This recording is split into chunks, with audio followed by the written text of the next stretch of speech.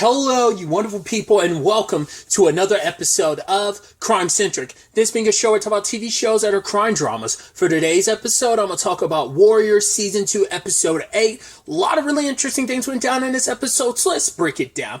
Well, first and foremost, let's pick up with the whole situation with Penelope. Did not go down the way I thought it was. I was like, oh, it could be this way, it could be that way, and turned out neither way ended up being a situation because, well, it was out of Penelope and Sophie's control because neighbors heard the whole thing go down, and obviously the cops got involved. So the chief is there, and Buckley's there, which we got a little flashback to Buckley. I completely forgot it was like at the beginning of the series, it might even been the first episode, we saw that he had an amputated leg. I completely forgot about that. I mean, obviously you see him limping, but I completely disassociate the fact is he has an amputated leg until we saw it this episode. We kind of got a little peek into when it happened, you know, him like begging not to lose his leg, but it's like, nah, it was too infected and he would have died if they'd left it as is, so. But either way, he shows up, you know, the Mayor Blake's murder. It's like, wow. So, him and the chief are trying to get to the bottom of who did it. And obviously it's like, right, Blake attacked me. And it's like, oh, did you kill him? It's like, maybe in self-defense. But it's like, well, Penelope luckily didn't say anything. But it's like, right, we know it wasn't you who killed him, because whoever killed him, it was a blow to the back of the head. So obviously he was strangling you, but who actually killed him? It's like, was it Sophie? And Sophie's looking at her, and Penelope's looking back like, don't say anything. But she does, because it's like, right, I don't want you to get in trouble for something you didn't do. It's like, yeah, Jacob defended you, you know, but it's like, for Sophie, she's not looking at things from the realistic perspective of, well, because Penelope's already been down this rodeo. It doesn't matter if you were defending me or not. She knows Jacob, for one, he killed the mayor, so he's already doubly screwed. But she already went through this last season with Assam when she witnessed how, like, the whole facade of, like, regardless of, hey, he killed someone in self-defense, it doesn't change the fact that he still killed someone. Assam didn't even kill anyone. He just beat up some dudes that were, like, hassling Jacob and Penelope, and he ended up getting arrested. And that was kind of on Bill, but it didn't matter, you know? So, she's already witnessed this firsthand. That's why she knew, like, doubly so because he actually murdered someone. At least Assam only beat someone up, but they were willing to throw the book at him for that. Jacob murdered someone. Even if it was in my defense, it's still a thing of he's a Chinese man who murdered a white guy. Like, it's going to, like, look bad.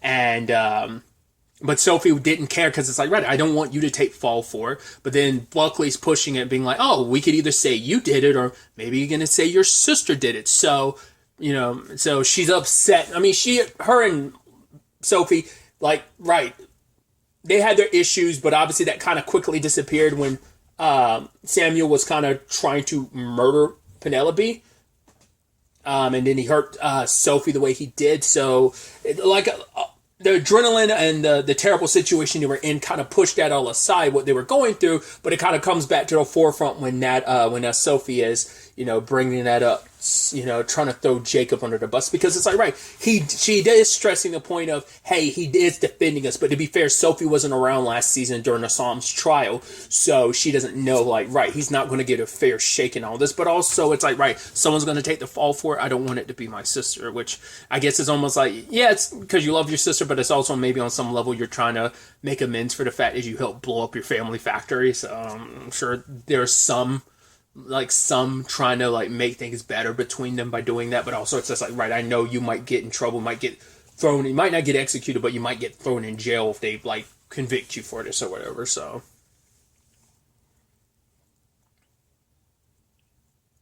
And Buckley is now in position of mayor. Granted, he's only acting mayor. For him, it's just like he's trying to fill his role so he can work his way up. This ain't the powerful position he wants to stop at. There's still higher positions he can be. He's still working himself up the ladder. Once again, that's why he's doing everything he can with the senator. But for now, all that power, Buckley's the last person you want with any bit of power. And, well, he already had power as, like, the deputy mayor. Now you're the official mayor. Once again, acting mayor. So he gets sworn in for now. Until there can be, like, probably a proper election. And obviously he goes to the police and have them, like, hey, like, the chief is going to have to put together, like, every able-bodied cop to go into Chinatown to look for Jacob. So, which obviously the police have their issues where, like, Lee and Bill come to blows because it's like, cool, I know you lied. I know you planted evidence on Zing, but it's like, okay, he wasn't that great of a guy. It's like, yeah, he wasn't. Zing wasn't a good guy, but at the same time, it's like, yeah, but don't make it seem like altruistic, like, oh, I was doing the world a favor. It's like, no, you were doing yourself a favor. You're also doing Chow a favor, but that also kind of flows in with Chow too, where Chow kind of never does anything just for anyone. He also does it out of need of self-preservation. But it's like, yeah, Bill didn't have altruistic reasons. He was mainly doing it for himself. It just coincided that, hey, Chow and Leon were willing to kind of help out in that regard, in that capacity, because they both wanted him out of the picture, but Bill mainly needed him out of the picture. So it's like, right, I framed a bad guy. It's like, yeah, but that's that slippery slope, because it's like, right, yes, he was a bad guy, and yes, you took him off the streets, but it's also like, yeah, you're framing him for a crime he didn't commit. Do the ends justify the means? I mean, once again, for Leong and Chow, sure. For Bill, sure, because it's like, right, you literally came after my family, so I don't care if I have to frame you. If I had my opportunity, I would have put a bullet in you myself, but I needed you to stand trial so that I could get people off my neck about the swordsman, but also I can take you down and make it super public and stuff. So make myself look out, your hero. Wasn't really what he was going for, but, happy byproduct, I guess.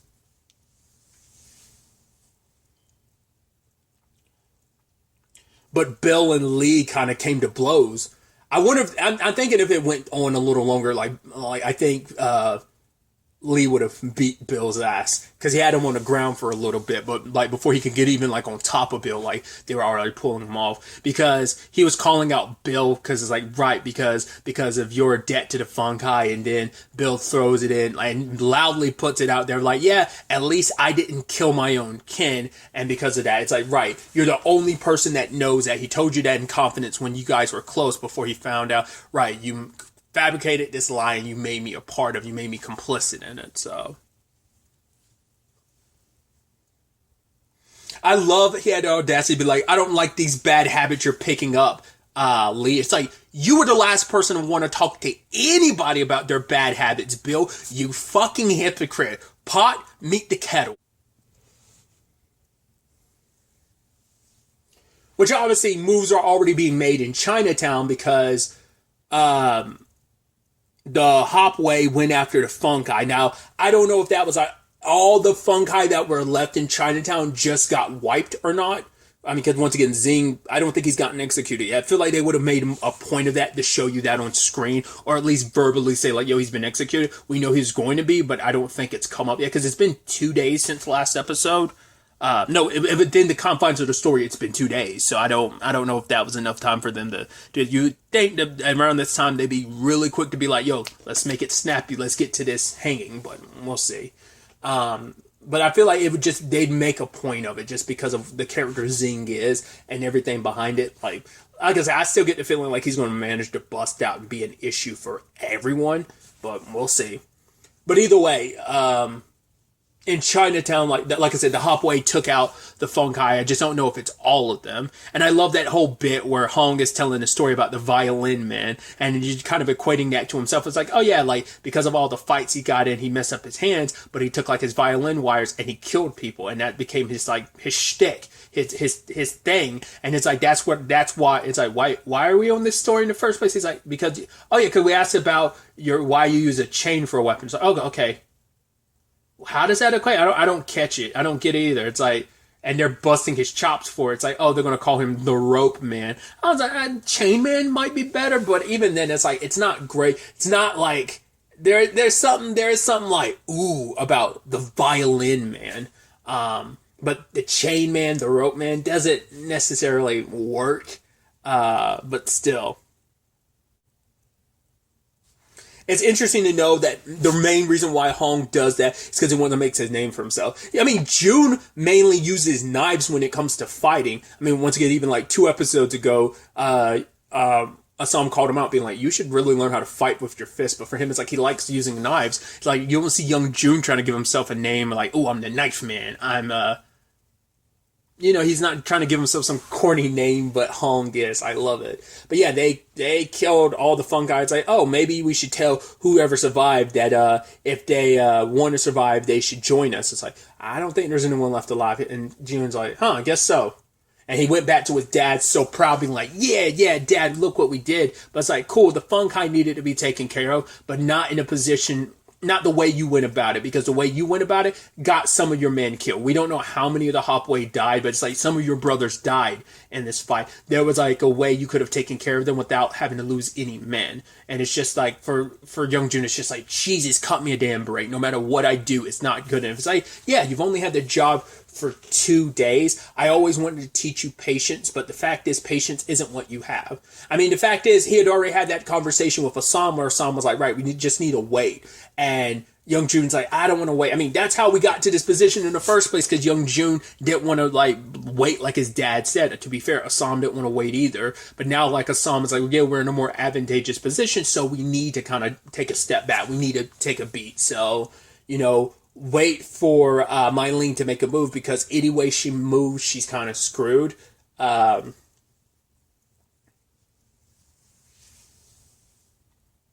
Trying to force her hand into breaking the treaty, which Mai Ling sees all this and is like, right, I underestimated Assam, but she also puts this on Li Yong, because it's like, you removing Zing from the picture left the fungi vulnerable. Because even Li Yong's like, I never expected anyone to take advantage of that situation. It's like, well, why wouldn't they?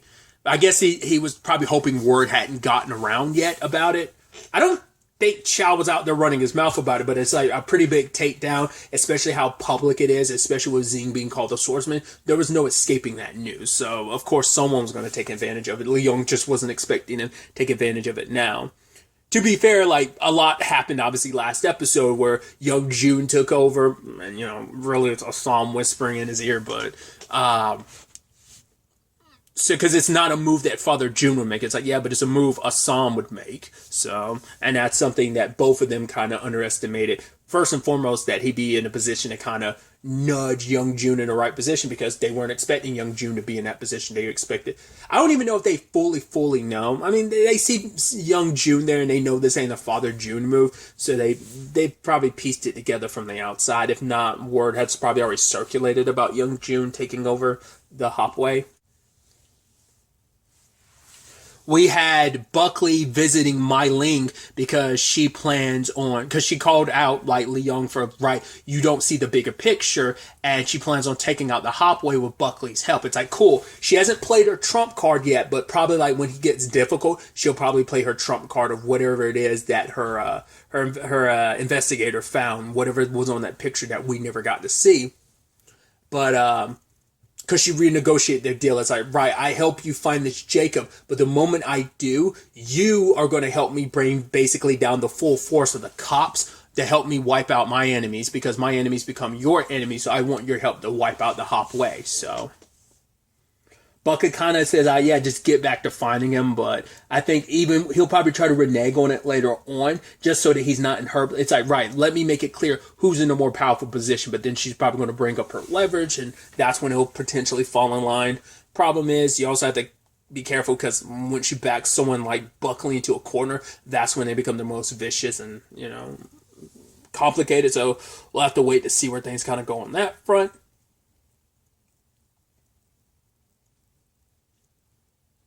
For a lot of these cops, it is their first time in Chinatown. I don't know if that really makes much of a difference. Well, to be fair, it's not necessarily true, because, like, it wasn't earlier this season. I think it was, like last season when they, like, came into Atoy's, it was definitely last season, and Bill got the payment from Atoy, to leave her business alone. But it's like, yeah, with all this going on, there's no, like, letting this slide, because there's too many cops here, and you're not going to be able to pay them all off, so her business got shut down.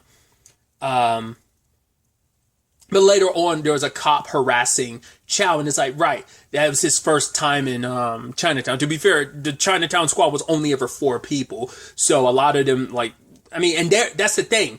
Like, Bill's very, like, racist against Chinese people, but he's softened up to some degree. He's not as racist, but everyone else on the team is like, no, like, with the exception of Lee, it's like, and maybe, like, the other 2 members that are of the, well, because we also don't know if, like, the other 2 members of the team. No, I was about to say, like, not unless they died during the taking down of Zing, but it's like, no, they're not the ones that died, because they were there to help Bill clean up Atoy and Lai's the remnants of their circumstances last episode. When they freed all those women from that brothel. But speaking of Toy, that situation, I completely did not read that situation for being what it was. I completely forgot about the people that Pattinson, it's Patterson, right? I keep forgetting what his actual name is. I think it's Patterson. In my head, I kind of almost want to say Pattinson because of Robert Pattinson, but I think it's just Is it Patterson or is it Pattinson? I don't remember. I think it's Patterson, like Ashley Johnson's character from Blind Spot, I believe. I think it's Patterson like that. But either way, when the guys rolled up, I was like, why are these guys such dick? At first I was wondering, I was like, oh, is this that cop that shot that guy at the brothel in the head and then pissed on his body? I thought one of those dudes. It didn't even correlate. I was like, right. It wasn't until we saw Patterson later on. I was like, oh, right. I forgot he hired people to go after Toy. To be fair, they were trying to get Nellie out of it because Nellie stopped by because it was like, hey, your business is shut down. I want to kind of check up on you, make sure you're okay. But to be fair, because I thought she was there out of concern. Like, I thought like, oh my God, did Lai run away or something? It's like, yeah, but she wouldn't have been able to get too far because it's like, right, Sonoma to like, I mean, I don't know what the distance is from Sonoma to San Francisco, but definitely ain't close enough to go by foot. You have to go by like carriage anyway. So, it probably wouldn't be easy to run away, but that's when my immediate thought was like, oh my God, that was my concern. But then it turns out it's like, nah, these guys are here. And I was scared because I was like, dude, like, I wasn't worried for Atoy, but I was worried for Nellie. I was like, dude, she could easily she could end up getting killed. Luckily, they didn't, because it's like, well, for one, they were only paid to go after one target, that being Atoy. Probably that's the only reason why they didn't kill Nellie. For one, killing an Asian woman, it's like, oh, like, in their mind, it's like, oh, we're killing this Asian horror. Like, who's gonna care? Like, that's definitely their mentality. So no one's gonna fight them on it. Two, so killing a white woman, especially someone from her prestige, like Nellie's circumstance, it's like, that would just draw too much attention. But like I said, it might also just be like, we weren't paid to take care of her, so we're tossing her out of the way, yada yada, so on and so forth. That got too close for comfort on multiple occasions. I was like, geez, one's got a hammer, one's got like a hatchet, not a meat cleaver rather. And especially on the stairs when he was bringing it down, she had the strength to do was like lower herself, and it still caught like her shoulder blade area. Just like, Jesus. She got him in the end. One guy stabbed him with like her blade hairpin. Then the other person she brought out the blade for, and she had to basically shoo Nellie off because it's like, right, you don't know me. Like, you don't, because she danced around how her and Lai rescued all those women last episode. It's like, right, you don't know me. I'm this warrior. I'm this killer. You don't really know me. You don't know my circumstances. I shared my story with you, but that doesn't mean you know me. Just do it. Like I said, my thought last season was Penelope's doing all this stuff to scare Osama away, but it was just, once again, because she was angry. She was kind of lashing out, and that was her perspective. But I thought she was doing it intentionally. I guess everything last season wasn't intentional. I meant to bring that up at the beginning of the season when she said that, but earlier in the season when she said that. But it feels like that's what Atoy's doing, and Nellie can recognize that. But it's like, right, I can't do anything right now, and I'm probably going to cause you more harm than good staying here. And so, wounded as she is, she pieces it together. Like, I don't know whether they had paperwork to prove that. I don't know how Atoy figured it out, but she figured it out. It's like, oh, I severed their heads. Not that she didn't kill the guy. Like, maybe before she killed him, she's like, who sent you? And he told her, like, this is about, So she went to go see her old business partner. And he's like, oh, God, were those guys the ones who did it for her? He's like, oh, trying to sell the lie. But she's like, no more lies. You lie again, you die. You sign this or you die. And he's like, I'm sorry. And she's just like, you go far away. If I ever see you again, you are dead men. So take your family and go. Because she was like, if you're not careful, I will go in there and I will kill your children right now. So at least that's a loose end she doesn't have to necessarily worry about. Granted, I don't... Because I'm curious. Well, she probably won't go after... Because that priest is kind of the middleman. The father he went to see at the chapel. Like, that's a middleman who, like, helps you with the hiring process of, like, these guys. But I don't know if Otto would even go after him. It's like the only people she killed were the guys that actually did it. So... Not unless that comes up later on, like obviously someone else utilizes that guy's services, but it probably ends there. I hope Patterson is not stupid enough. Like I said, if his name is Patterson, or maybe it is Pattinson, I keep going back and forth. Sorry. Hopefully, he isn't stupid enough to try again. It's like no. You underestimated our toy, and she stark reminder. So you fuck with her again, you are dead. She probably won't stop with you. She'll probably kill your family first, and then kill you just to make a point. To be fair, she'll probably just kill you. She'll threaten your family, but I don't see our toy doing that. But because she doesn't really go after innocent people. You know, you screw with her, she's going to screw with you right back. I'd said that before, like, Toy is protective of people unless you try to fuck her over, and then she will fuck you over. So, that's definitely going to be interesting. I wonder is Toy still going to hand over all that stuff to Nelly, or is she going to keep a distance from Nelly after all this of, like, I'm going to go my own route. Nelly's doing the good work she's doing, so I can't... I let myself get caught up in this fantasy of who I could be with Nelly and what the good work that she's doing, but it's like I can't be a part of that. Or maybe she still will sign everything over because it's still all going to Nelly anyway because she can't own the land. So it's probably like a thing of Toys like you take all the land. I've done my part because I can't like separate myself from who I am. There's no going back. I've become this person, and that's what she wanted. She wanted Lai to get out before. Like Lai was already on that the precipice of becoming like her, and it's like, right, you can have a normal life. For me, I've been doing this for so long. I've had to survive like this for so long that there's no going back. It's a part of me, and I need to kind of keep away for your safety and everyone else's safety because I'm too dark because of everything that's kind of happened to me and what I've become. So I'm curious to see if that's kind of the direction they kind of go with that.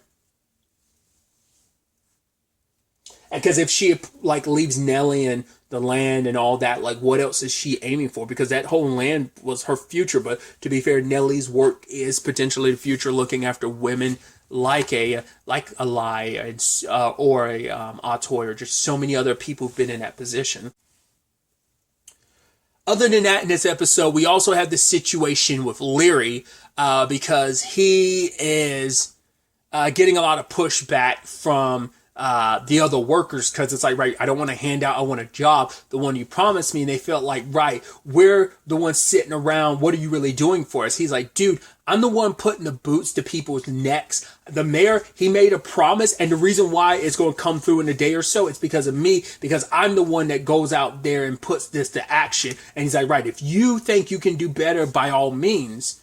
But it's like, yeah, like the thing is, Leary does so much for the community.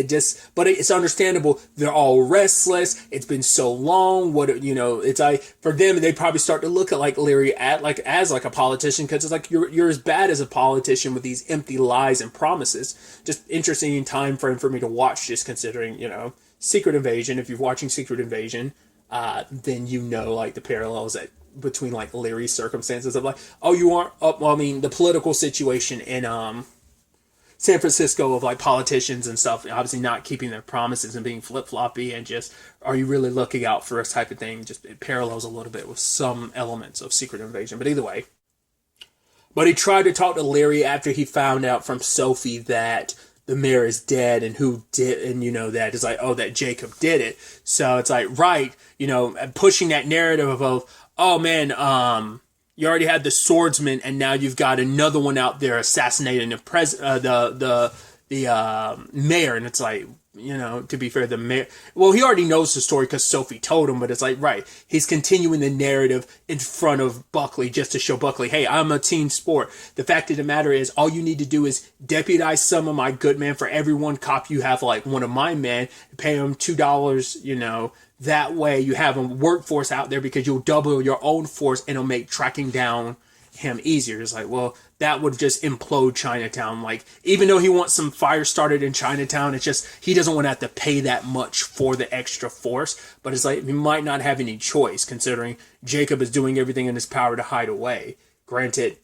it didn't even click in my head until like when Chow went to his place and I was like, who's waiting for Chow? And then he got through the door and I was like, oh, right. I was like, I'm so stupid. It's got to be Jacob hiding out. And it is. And he's asking for Chow's help because Bill had just came to him like, yo, I need your help. And Chow is the selfish person that he is. It's always about self-preservation. But is he willing to throw Jacob under the bus? Because him and Assam kind of got a similar speech from Bill about the whole Jacob of it all. Because, well, Chow has no real loyalty to Jacob, but it is a situation of maybe there's going to be something where it's like, right, he's a slave, and I wonder, I doubt it. I was about to say, like, not unless there ends up being some connection between them, but Chow made it clear he didn't know Jacob, but I was like, not unless that was a lie, and it'd be interesting. We found out they had to pass together, but I don't think so. He just happened to find somewhere to hide. It just happens to be Chow's place, or maybe he knows enough about Chow to know, hey, this is a place I can hide. I need your help. Or it could be the least likely, but I'm still going to throw it out there as a possibility. Maybe he does know Chow. Maybe they do have a past, and maybe Chow didn't recognize him from the photos, and maybe not by the name of Jacob. Or maybe he does, but he was just playing dumb for Bill. Either way, Assam obviously knows Jacob because of